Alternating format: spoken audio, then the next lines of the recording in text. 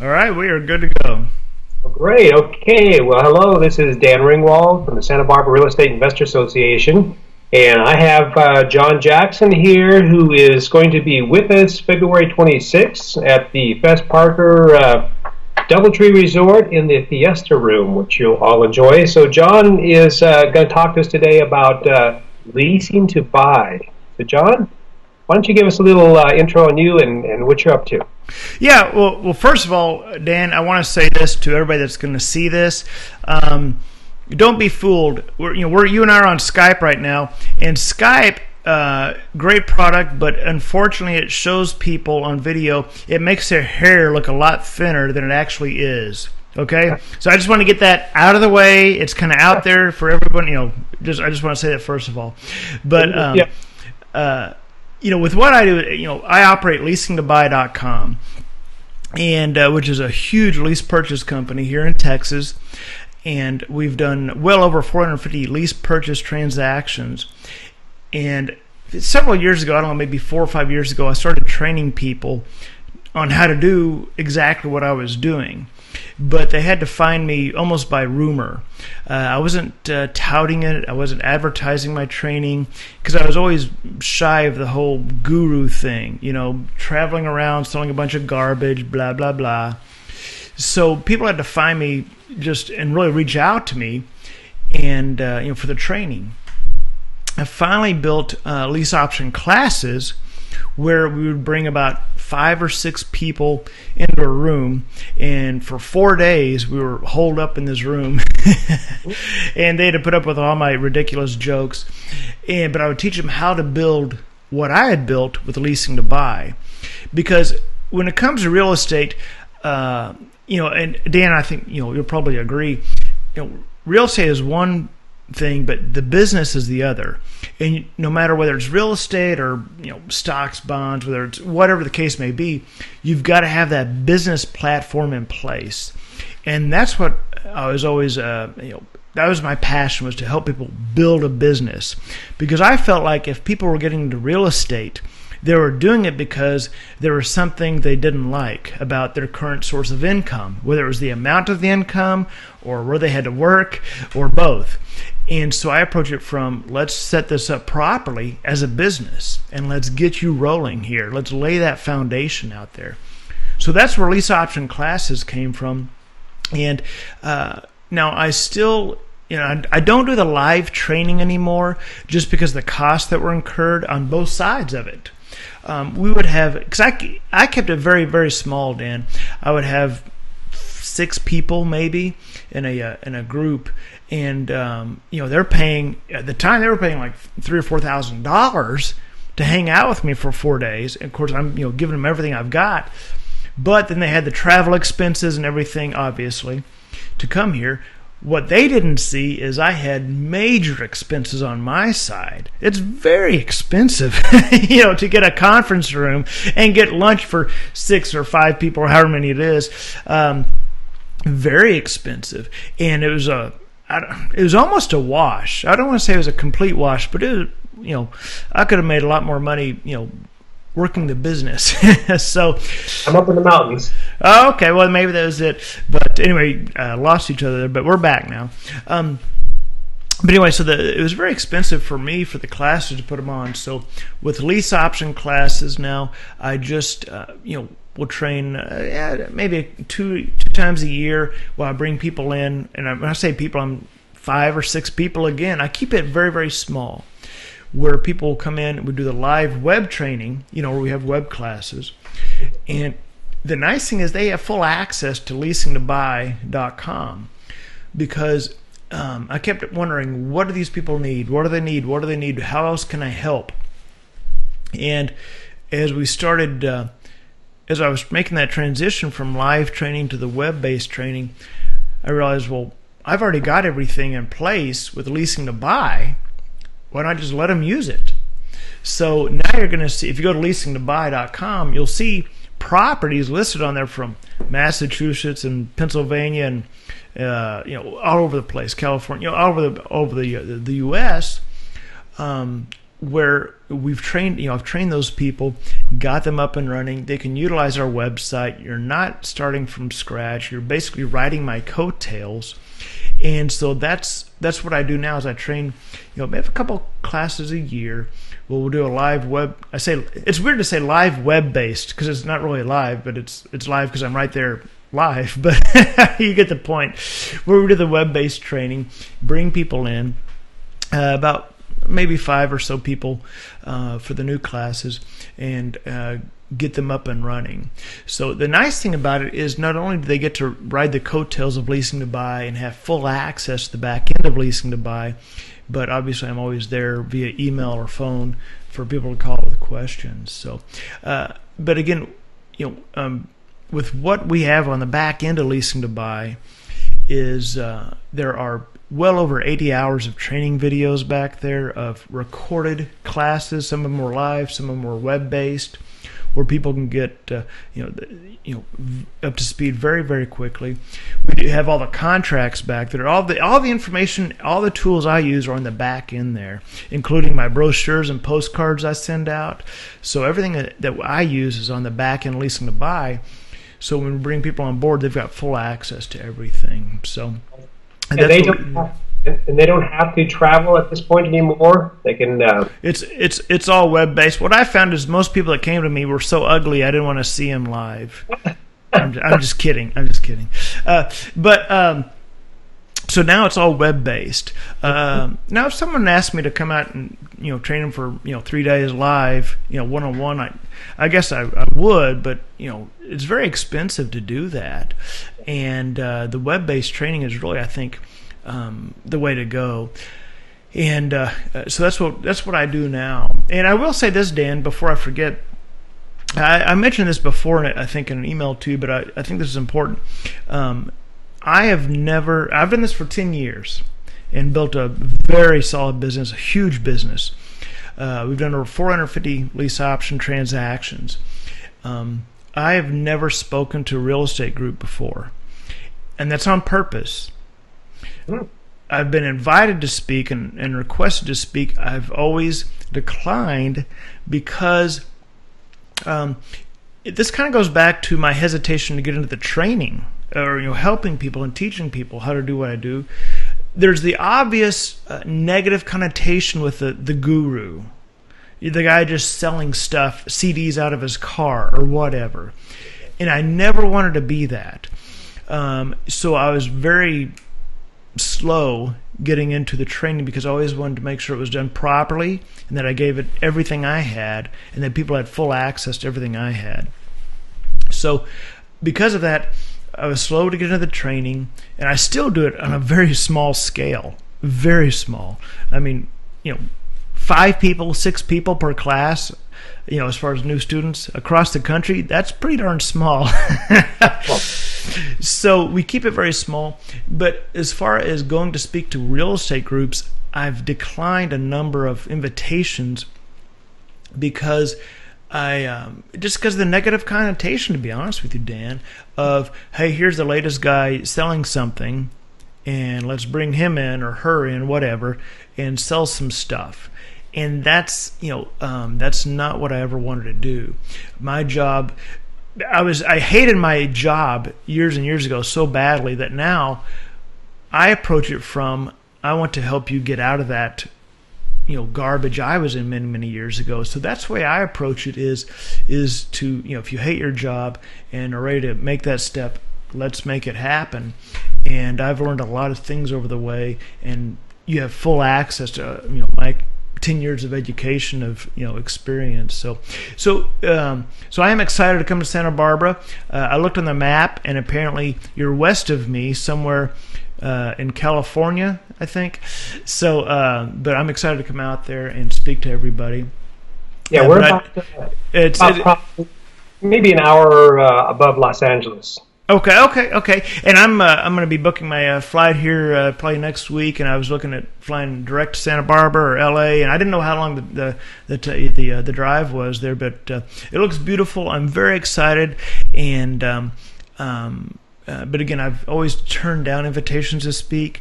I will probably speak a few times this year, but again, I've always turned down invitations. Just to stay away from that guru mentality, because I want to bring that sincerity of, here's what I am, here's what I've done, and I'm willing to help. So, but I'm very excited to come out there and see you all. Well, I'm really appreciative that you're willing to do this. I think you're going to have a great time at the Fess Parker Doubletree. It's a great place. It's a little pricey if you're going to spend the night there, but if you do, you'll certainly love staying there. And I do have a few questions for you. Yeah, bring it on, and I hope they don't ask anything about my background or childhood, because listen, that time I spent in prison, it wasn't actually my fault. It was I wasn't even driving the car. Okay, that's all I gotta say. I'll tell you, it's really good. Yeah, I've learned from my experience that it's a lot better to spend the time doing your due diligence on the person you're dealing with rather than the properties you're dealing with, because the group that down in Los Angeles area that finally got taken off the prison, they went through the whole circuit in California, at least Southern California, different REI groups, and scammed a lot of people out of their money, and they finally got caught in Cleveland, Ohio, because a lot of it happened there. The investments were there. So I just recently got the information that they were heading off to jail. They're in the Cleveland jail, and so that's my word to everybody else. Do your due diligence on the people first, and you can do some quick internet checks and find out a lot. So the other thing I learned was to do business through standard title companies. Not have a lawyer tell you that they're also a title company. That's a big red flag. So, I appreciate it. And the questions I've got for you here are, and by the way, it's probably about a 2-hour drive from the LA airport to Santa Barbara, given traffic. So I don't know if you can get in here direct, but in any case, you want to check that out. So the first thing I figured you were going to be driving me anyway. You already hired the limo, didn't you? That's the only reason we're having these meetings in Santa Barbara. We didn't want to go to Los Angeles anymore. Too much. But on your leasing to buy contracts, and on your website, I've noticed the different houses that are on there. Are those contracts all through you, or people who have learned how to do what you taught them, and basically it's their contracts using your website to advertise their information? Yeah, well, first of all, on the contracts, if anybody's marketing on our website, okay, they're using my contracts. And that's very, very important, actually, because I've spent well over $12,000, a lot more than that, actually, on our contracts. Now, I'm in Texas, so I've got specific contracts. The other contracts we use in different states just don't have some of the verbiage on a couple of areas that ours do. But anybody marketing on our website is using our contracts because that they are, this is all we've done for 10 years, so our contracts are just airtight. Now, if you go to leasing to buy, and I think that's very good, Dan, for you to mention that. Again, what we do is if somebody wants to check me out, they just go to leasingtobuy.com and they go, oh yeah, this is what the guy does. He's right there. He's all over the map, and he's got, these are the houses he has, and you'll see the inventory turn. You'll see houses pop up in 2 weeks that weren't there, previously, and houses coming off as we turn them, and this and that. But the people that are marketing on our website have gone through my training, or they're in the process of going through the training. They're loading properties to our website, but they're utilizing everything that we have in place. Okay, gotcha. So they're the principal on the contract, even though they're using your contract. You're not the principal. They are, and they've been taught by you, and they're working through you on your website. Right, and so they're actually their company. It should be their company is a principal on the contract. With the seller. Then they once they have that locked in and under contract, and they market that property and that contract on our website. Now, they don't pay me a split or a cut. It's it's their thing, but they get the properties under contract through their company. Then they market it on our website, which feeds out to well over 20 other websites, and then so we've got the marketing in place as well. They turn the property. I don't get a don't get a piece of it unless on a. There are some people that want to join venture to get started, which is fine. But outside of that, it's all their take. Yeah. Okay. Good. Okay. That sounds great. And then let's see. I've noticed that you've got some properties, a lot of properties on there for Texas, California. Percentage on the ownership of the financing. You've got these homes that are coming in, and people are, how can I say this, the sellers themselves. Would you say that the majority of the homes are free and clear as far as not having any loan? No, most of them have a mortgage. Okay. And so and we certainly do have some that are free and clear, but most of them are going to have a mortgage. Most of them, and I can't speak, as we get more and more houses from across the U.S., with people bringing them in, I can't always say for them specifically, but as far as for me here in Texas, we're going to see most of the properties right now because we're just now expanding to other states. Most of the properties we have do have a mortgage. And here in Texas, we have specific statutes where mortgage information has to be provided to the buyer, and the buyer, they've got an authorization to release, etc. But most of the properties do have a mortgage. Okay, so the buyers eventually get qualified above 640 on their credit score. Once they get qualified for a loan, then they get a new mortgage. The old one goes away, and they truly own the house. Yeah. Exactly. What happens is with a lease purchase is the buyer is we're working with them towards finance. We have credit improvement in place. We help them reestablish credit, and of course then we have mortgage financing in place for people here in Texas and the surrounding states. But the whole purpose is to get them to the point of finance while they're living in the house. So years ago. When I first had this idea of leasing to buy, lease options were basically touted as a way for investors to make money, a lot more money on their down payment, and in a year they get the house back and it's in really good shape, and they kick the people out and they do it over again. And I thought, well, that is a ripoff. That's a scam. I don't like that. But having from years and years ago, having worked on my own credit from things that just randomly showed up.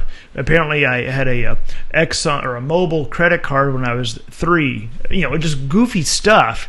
I was like, I'd worked on my own credit and had to get things taken care of. I thought, my background, not to bore you with all this, but my background was options in the stock market. I said, if you take the idea of a lease option, the structure of it, but you bring in all the pieces that are needed, the credit improvement and establishing credit, getting people ready, and then the finance. So you've got everything lined up. That's a very valuable tool to people. So that's really what we did, and it took a while to get all that in place, but now we've got all that in place. So the lady that does all of our credit improvement for all of our clients, she's actually a loan officer that does the finance for all of my clients anyway. So she knows exactly what the lenders are looking for. So that people get with her, get into credit improvement. She's not just, she hates the term credit repair. She's very focused on getting them ready for finance, credit improvement. And so she knows exactly what the lenders are looking for.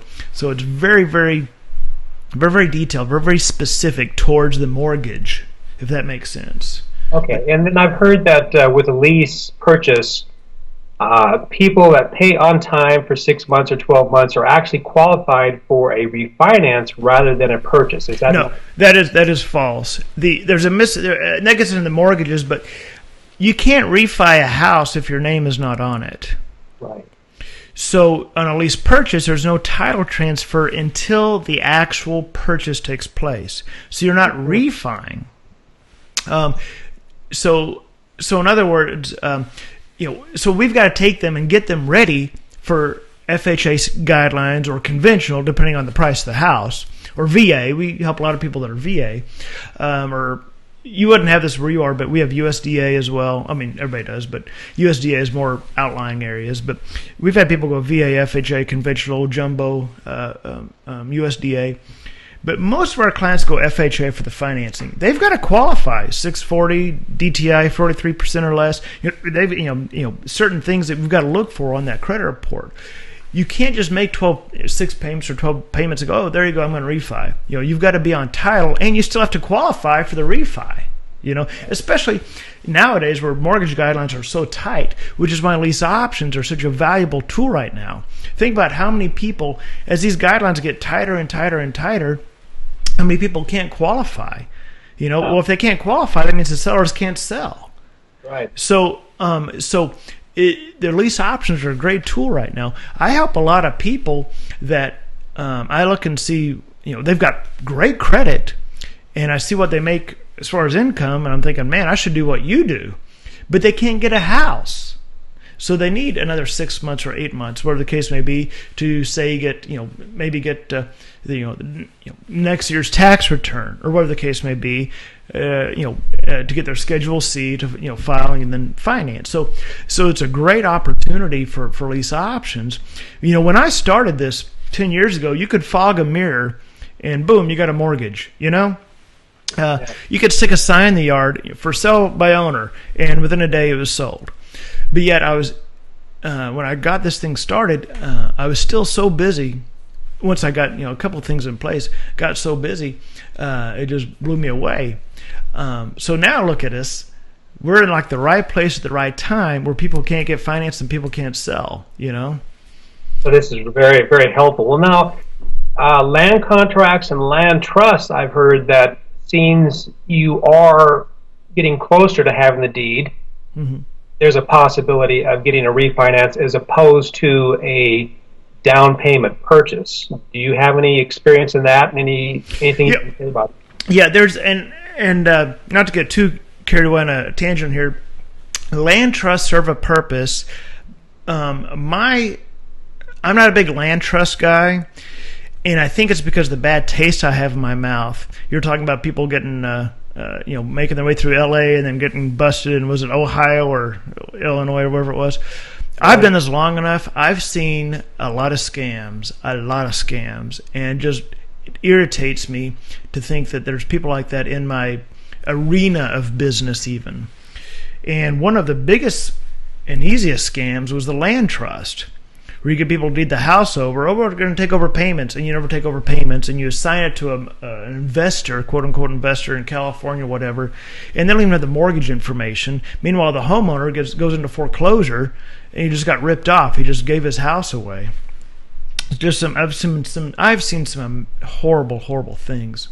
Okay. But the land trust in general, the land contract in general, is not a bad thing. It's a different tool, and it depends on what's going to be the best fit for the seller, best fit for the owner. I mean, for the buyer. Right. Keep in mind, especially with mortgages nowadays, with the guidelines, it used to be, oh, if we can just refi it, even though our credit, stinks to high hell. That's not the way it goes anymore. That's why a lot of people lost their houses because they needed to drop their payment. They got behind on a couple of things. Now they're at a 570 or whatever. Oh, we've got to drop our house payments on it. It's on an arm and this and that. We've got to drop our payments. They can't refi because their credit sucks. Right. So refiing is not the magical wand that it used to be. Where if they could take your blood pressure, oh, you could refi. You've still got to qualify. Right. Now, on the way we structure things, Dan, is, again, most people go FHA through us. Obviously, it depends on the price. The house is the biggest thing. If it exceeds FHA guidelines, which goes by the county. But when they come to us through the lease purchase, they're putting down a little over 3% normally for our properties. As far as kind of a guideline, 3.5%. Well, FHA requires 3.5% down. We go to get them financed in 6 months, 8 months, 9 months, whatever. They've already got their down payment or a big chunk of it already taken care of. So at the time of finance, it's a very smooth transition. Most of them are going to have a little bit more in the closing cost, a little bit more, but those rent credits are going to cover a big chunk of their closing cost. So contract for deed, going back to your question, contract for deed, land trust, lease options, different tools. There's different pros and cons on each as well for both parties, and so you've got to understand that as well. But no technique is the magical wand by any means. The nice thing about the lease option is for the seller is they get obviously the top dollar, no commissions, there's no haggling. We set up the way we have it set up is we've got the home warranty in place for the buyer. It's very, very hands off for the owner. And at the time of closing, it's a very smooth transition. For the buyer, they get to get in for maybe a little bit less than what they would have to put down on a house. We can work with them towards finance, get their scores up, boom, boom, boom, get them financed, and get them get their scores up to where they get a much better rate than they normally would be. So there's pros and cons on each. The downside for the lease option is the owner. You may not get cashed out for 8 months, 10 months or so. The downside for the buyer is they don't get title, which the biggest thing about getting title, let's face it, is the tax credit. So, I say tax credit. Tax for the write-off for tax is what I mean. Yeah. So those are the biggest things. Okay. Now you mentioned rent credit. If a buyer tenant/tenant was paying, say, $1,000 a month. Mm-hmm. It sounded to me when you mentioned rent credit that maybe $300 of that $1,000 might go toward the principal as a rent credit or something. Is that what you were talking about? Yeah, that's what people think of. Now we do it. We actually have things structured very, very specifically to the rent credit. The rent credit is this weird, mysterious thing that people have a wild misconception of because of just of what they've read or understood, etc.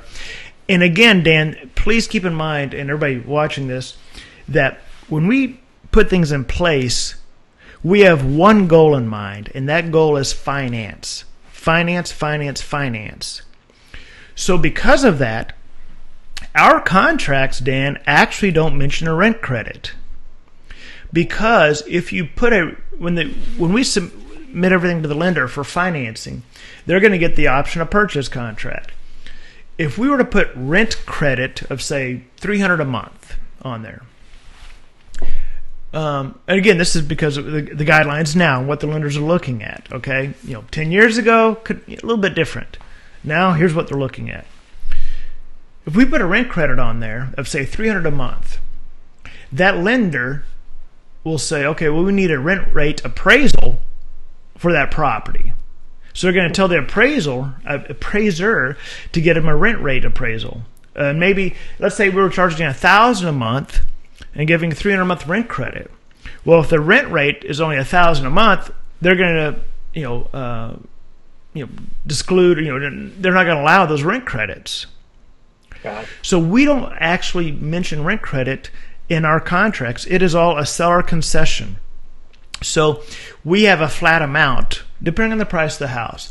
Typically, maybe it's $3,600 because we normally give $300 a month. So over 12 months, that's $3,600. So we have normally in our contract $3,600. As the price goes up, maybe $4,200, maybe $4,800. Just depends on the price of the house, But for most of the houses, it's $3,600. But it's a seller concession. And obviously that goes to help pay for the buyer's closing costs. It doesn't go towards down payment. You can't do that. The lenders won't allow that. But it's just a flat seller concession. So again, Dan, this is why we're so successful. One of the reasons is because anything we do is based on guidelines. What are the lender's guidelines? How do we structure that?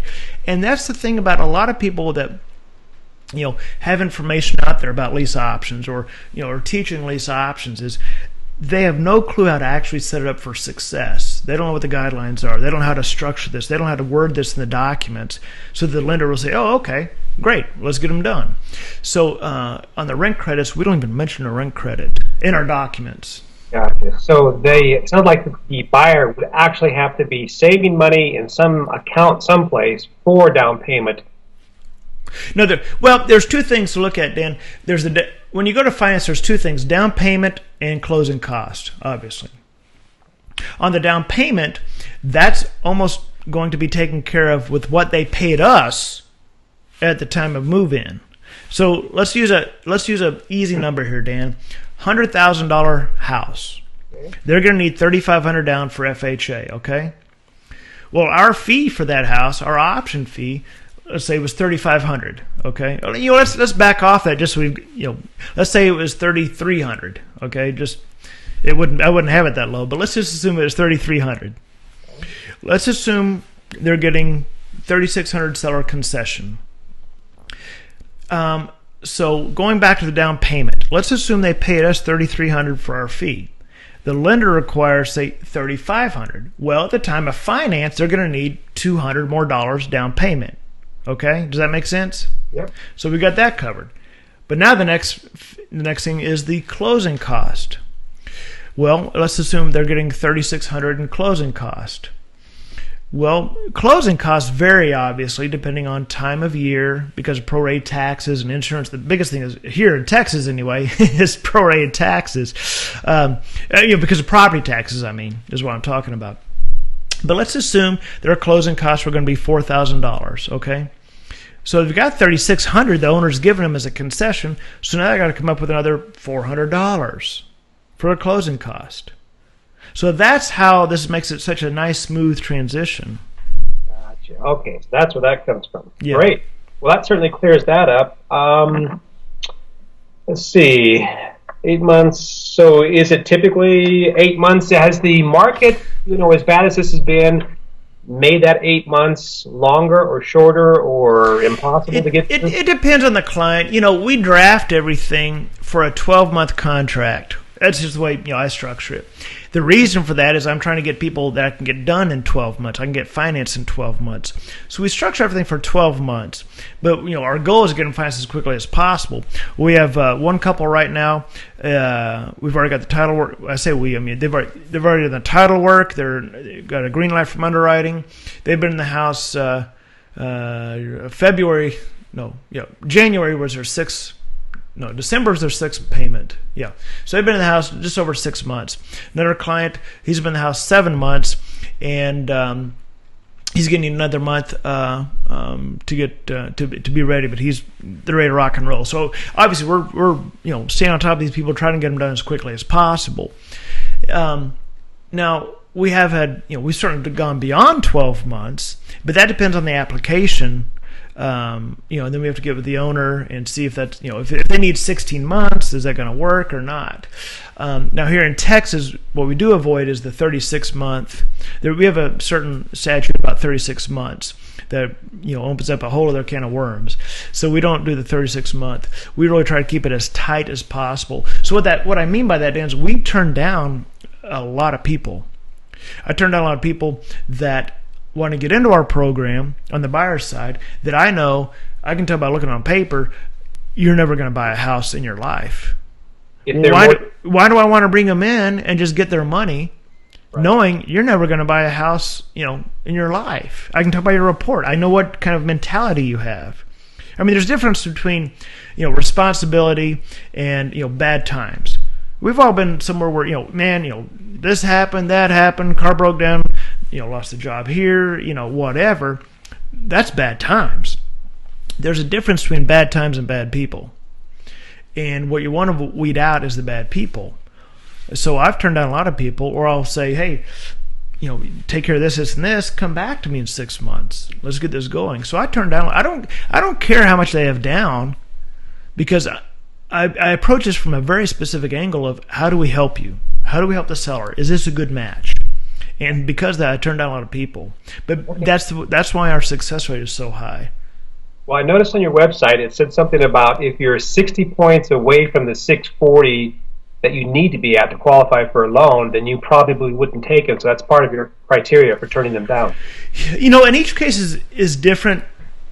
I've pulled credit on people. This goes back to the scoring system, Dan, of the credit reports of the different repositories. I pulled credit on people that were at I pulled credit today on some of those at low sixes or mid. What was it? 623, I think. And all the scores were in the sixes. I thought, boy, this looks pretty good. Well, then I pulled the report, and they had a mortgage late payment. They own a house. They got a mortgage late payment in December. I'm like, I can't. But what that tells me is their credit was very strong. Something happened, and it dropped their scores. But the point is, I'm like, boy, I don't know if I can help you here. I've pulled credit on people I see the scores. I'm like, oh, this is a no-brainer. And then I'm like, how are you not in jail? You've got 18 judgments. You got tax liens. You got all this stuff. And then I pull credit on people that have a 550, and I'm like, I don't know. But I look at it and I'm like, this is a no-brainer. Get a couple secured credit cards, and get credit improvement, and you're good to go. What I see a lot of times now are people that need to establish credit with utilizing secured credit cards because maybe something happened 6 years ago. They filed bankruptcy, and they said that will never happen again, and so, which I get, I get that. But now they don't use credit. Well, you've got to have trade lines to get finance now. Again, we all, God bless Dave Ramsey for getting everybody out of debt and helping them. But when he talks about getting a mortgage using no credit or, without any trade lines, he needs to really read up on the latest guidelines because you cannot get financed if you have no credit. Yeah. It ain't going to happen. Okay, so that pretty much explains the difference between just looking at the score and seeing the different things that's happened, above and beyond the score as to whether or not you think you can really work with them. So that makes a lot of sense. Let's see, success rate for the people that you do qualify and finally bring them in. What would you say your success rate is for getting people through the process so they can actually buy the homes? Yeah, as we've tweaked our guidelines and our program and our system, it's certainly in the 90 percentile range. I want to be a little conservative because I don't want to say, it's 99%. What happens is the people that don't get financed or don't purchase, almost every one of them is because something happened, job relocation, job loss, divorce. We've had death. I mean, bad things happen that, man, who saw that coming? What are you going to do? And so it does happen. And but to be more specific to what the people are going to want, to know, and what you were probably asking, even though you didn't ask this, is I don't have to evict people. Good. And that's the main thing. That's good. If someone has a job relocation and at the end of the contract, man, that stinks, but let's reload it. Let's get it going again. But I don't evict people. Now, I've done plenty of evictions, but that's why I've really tightened up our criteria as far as who's going to get in, what property. I don't do certain properties in certain areas because I'm just like, I know what kind of people that's going to bring. So. Gotcha. Okay, well, that sounds good. And probably the last question is the laws for lease options from state to state. Do you see a huge difference from state to state? In some states, you wouldn't even try to do this in? Well, I seem to live in the state where if you do a lease option, they'll actually take your firstborn, because I live in Texas. So Texas was the first one to, and I won't get into all that right now about how it came about, because it has to do with, Mexicans crossing the border, coming up, putting cash down, getting ripped off, and I get that. But that's why we have certain laws in place. But Texas was the first state to really address lease options, because most states' property code didn't address lease options. It would address contract for deed, conveyance, leases, tenancies, etc., but didn't address lease options. Texas was the first one to do it, and it was the biggest hoopla, if you will. It got the biggest attention, if you will, back in 2005. And obviously, since this is what I do and what I did, I was very, very, aware of what was going on, what the laws, what they were drafting, the original bills, the amendments, etc., blah blah blah.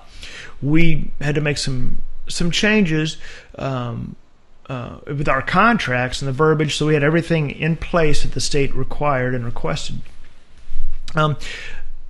But Texas, I believe New Jersey has some laws. Texas seems to have. Well, I say that New Jersey requires, I believe, that the tenant or that the option be filed with the court. No big deal. You just go to the courthouse and you file it. So you got to spend gas money there. But it'll. Who knows what the future holds as far as each state, as they, because it's always a domino effect. Hey, what are they doing over there? Or what are they doing? Texas was the first one. I think New Jersey was the second one to bring in some specific statutes about lease options, and I haven't seen any or heard of any because we work with people all over the nation. I haven't seen or heard of any that are not totally executable as far as to be able to still do it. I'm a pilot. I'm a private pilot, and my rule book is a little over 500 pages long. So every time I fly, I've got to fly by the FAR-AIM book. Well, that thing is, is huge, but that doesn't mean it's illegal to fly. I just have to buy those guidelines. Same thing as doing lease options in Texas. Okay, I just abide by. Here's the laws. Okay, not a big deal. And most of them are certainly. I think with the amendments that we had here in Texas, they're there for a reason, and I can certainly live with them. It's for the buyer's protection. But again, as we'll have to see as each state drafts different laws, as if they do. But I think in the future, we'll see other states have statutes for lease options. But it's just a matter of abiding by them. Okay, and do you have lease option legal guidelines as far as Texas on your website and other states, or a recommendation of where people can go to find out if there's a problem with doing a lease option in their particular state? Yeah, as far as with each state, I approach this the same way I would as if suddenly I just woke up in Nebraska and wanted to do lease options. Well, the last thing I'm going to do is just take what I read off of somebody's forum or something. It all goes down under property code, and it may be in a different spot on property code, a different section, but you just have to read the property code. I think it's important if you're going to own rental property. If you're going to own rental property, which how many investors out there own rental property, you darn sure better know what the property code says about tenancies.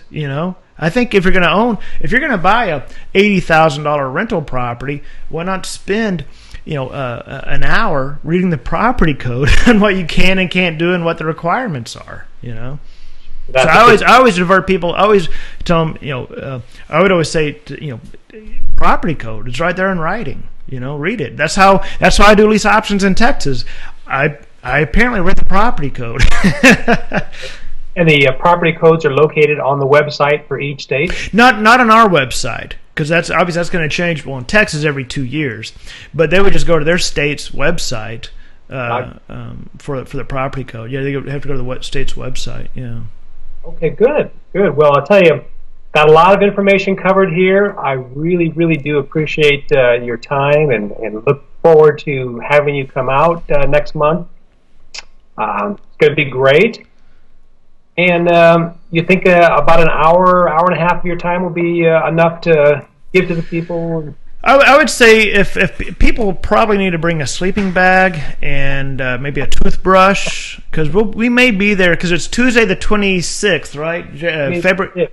Tuesday, February 26th at the Doubletree there in Santa Barbara. Yeah, I would say bring a toothbrush, bring a sleeping bag, maybe a little blankie or something, because I am liable to just yap away for a while. It'll take me at least an hour to get through the dirty jokes. Okay, then we hit right into lease options. So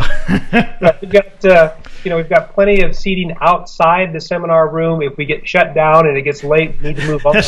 There's got a lot of tables and places people can hang out till sunrise if they want to.